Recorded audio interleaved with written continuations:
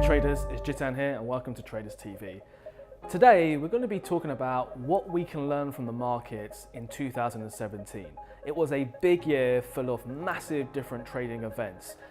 It's really important as a professional trader that we analyze these events and see how we can be positioning ourselves for the best possible success in 2018.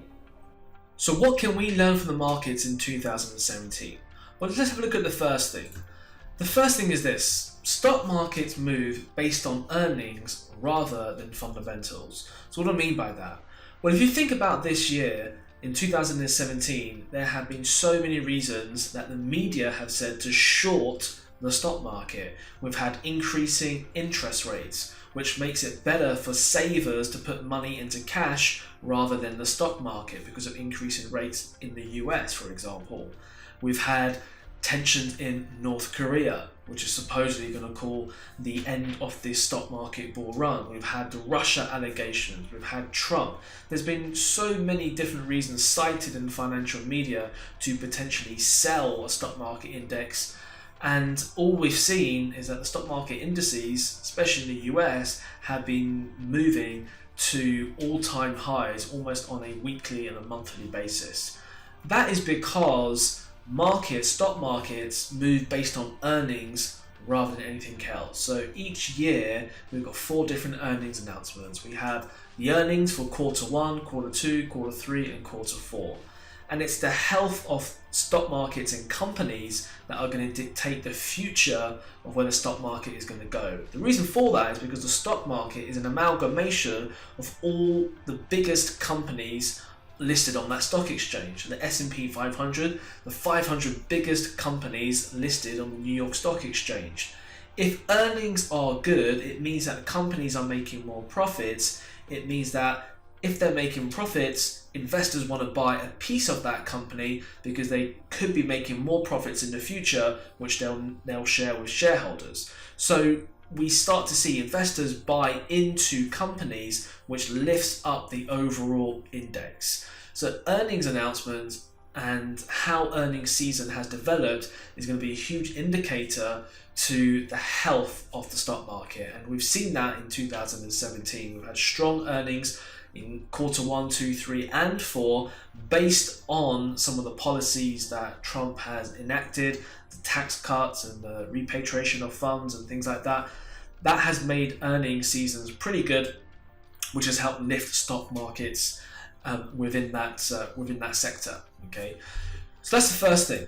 The second thing is this: Forex markets move based on anticipation of central bank policy rather than the facts. So in 2017, we've seen the US Federal Reserve increase interest rates. Now, alone, the increase of interest rates helps lift the currency, okay? But what we've seen is that on the day the US Federal Reserve have announced that they're going to increase interest rates, that's when we typically see a sell-off. The reason for that is because the market has already anticipated the central bank is going to increase interest rates at this next meeting, and the move has already been done. We saw the same thing with the British pound as well.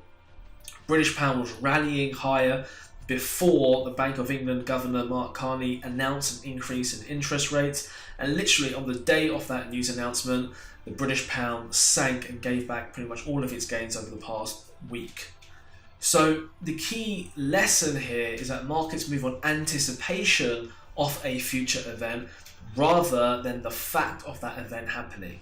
The only time we're going to see a huge move either way is when the market is surprised, where suddenly no one saw this coming and everyone is caught off guard. Then we may see a move. But generally speaking, a lot of the institutions and the professional money, they have all the people sitting there calculating the figures, attending all the press conferences, analysing all the mandates, the central bank policy, and then deducing the fact that there's a very high probability that the US Federal Reserve, the Bank of England are going to increase interest rates. So they start positioning themselves for that event, and we can see that in the chart and we can position ourselves accordingly. But of course, on the day of the announcement, it's a bit too late to get into the move. So let's have a look at the third thing we can learn from the markets in 2017. New markets like cryptocurrencies, especially Bitcoin and Ethereum, move based on herd mentality and FOMO, the fear of missing out. You know, we've seen a meteoric rise in cryptocurrencies, especially the likes of Bitcoin and Ethereum. And whilst many people who are trading these markets don't even understand why that market is a hot market, why people are buying into it, they don't understand the actual blockchain technology which underpins a lot of those cryptocurrencies. They're just afraid of missing out on any further gains because everyone is buying cryptocurrencies. Okay, so it's that fear of missing out which causes people to trade it, and because more people start to fear they're going to miss out on a move, they start buying, and then you get what you call herd mentality.